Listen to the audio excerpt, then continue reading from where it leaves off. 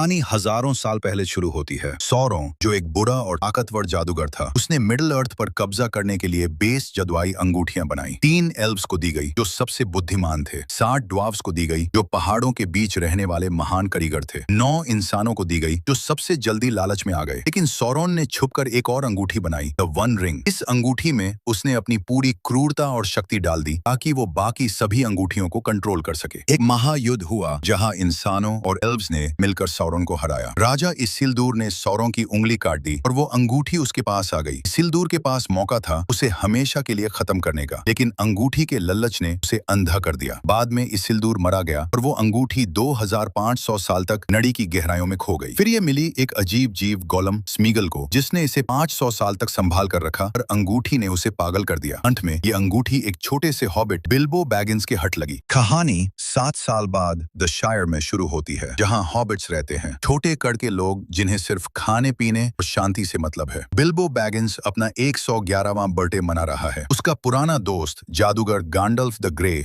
वहां आता है। बिल्बो पार्टी के बीच में अंगूठी पहनकर गायब हो जाता है और शायर छोड़कर निकल जाता है। गांडल्फ को शक होता है, वो चेक करता है और पता चलता है कि ये वही वन रिंग है जिसे सौरोन ढूंढ रहा है। सौरोन वापस आ चुका है और उसके खतरनाक गुलाम नाज़गुल रिंग रेट्स अंगूठी लेने के लिए निकल चुके हैं। गांडल्फ ये अंगूठी बिल्बो के भतीजे फ्रोडो बैगिंस को देता है और उसे तुरंत शायर छोड़ने को कहता है। फ्रोडो के साथ उसका वाफ्तर दोस्त सैमवाइज गैमजी भी निकल पड़ता है। रास्ते में फ्रोडो और सैम को उनके 2 और दोस्त मैरी और पिपिन मिलते हैं। ये चारों हॉबिट्स